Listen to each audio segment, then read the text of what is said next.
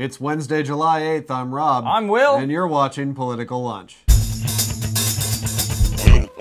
Welcome back to The Lunch. It has now been 5 days since Alaska Governor Sarah Palin announced she'll be resigning from office at the end of the month. But if you were hoping the story might be fading from the headlines by now, you're not going to like our first headline of the day. 71% of Republican voters said they would vote for Palin if she ran for president. That's according to a new poll today released by USA Today. At first brush, that would appear to mean that Palin's departure from office has actually boosted her approval ratings. Now, when those numbers first came out today, we were a little bit surprised, considering the media coverage of Palin's decision to step down has been less than favorable, even on conservative outlets like Fox News. But when we dug a little bit deeper into that new poll, it didn't take long for the idea of Palin 2012 to lose some steam. Of Republicans, 71% said they would vote for her if she ran, while 24% said they would not. Not bad. But remember, that's without a hypothetical other Republican candidate. How many of those 71% would choose Palin over, say, Mitt Romney? But then there are the independents. They are the ones who typically decide national elections, since by and large, Republicans vote for the Republican and Democrats vote for the Democrat. So among those self-identified independents, only 44% said they would consider voting for Palin, while 51% said they would not. And remember, if the 2008 campaign was any indication, Palin is not a candidate who holds up well under the national spotlight. But still, given all the criticism that has indeed been heaped on Palin in recent months, these new numbers are probably much higher than most people, perhaps Palin included, would have expected. Now moving on, in case you missed it, computer systems at the number of U.S. government agencies and even the White House spent the early part of the week largely out of commission, thanks to a massive cyber attack. Targets of the attack included the National Security Agency, Homeland Security, the State Department, the NASDAQ stock market, and the Washington Post newspaper, although it appears now that most of the targeted computers managed to fend off the attacks without giving up too much data.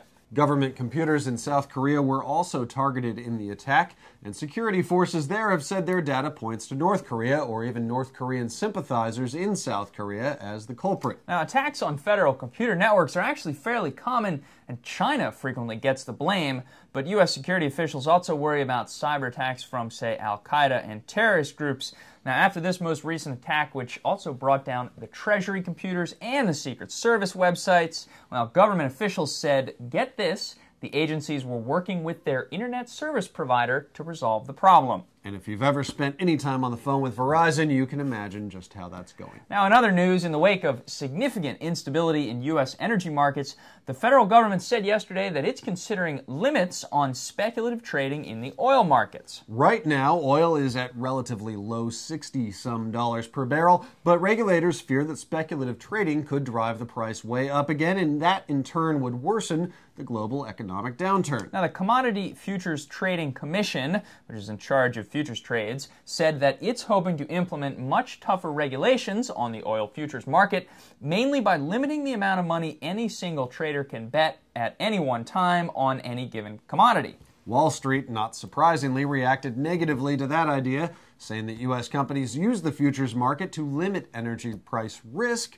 Wall Street, meanwhile, uses the futures market to, well, make money. Now, while some Democrats in Congress saw this as an encouraging sign, no one's holding their breath. In typical fashion, the regulation will not come quickly, if at all. The Trading Commission plans to hold hearings this month and next to explore the need for increased restriction. And finally today, President Obama is in Italy for a meeting of the G8 nations, and while his first stop in Russia was seen as relatively productive, his appointments today may be somewhat more frustrating. Even though they're smiling in this photo, the leaders of France, Russia, China, Italy, Japan, Canada, Germany, and the UK, not to mention the US, could not agree on specific cuts in carbon emissions.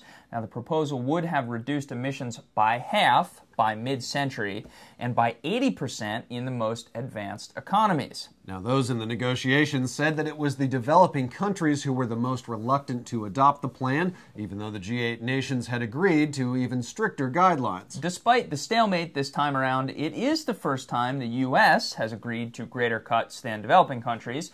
That was something President Bush strongly opposed. And that wraps it up for us today. Thanks very much for watching Political Lunch. Come back on Friday for your weekly 10 and 3.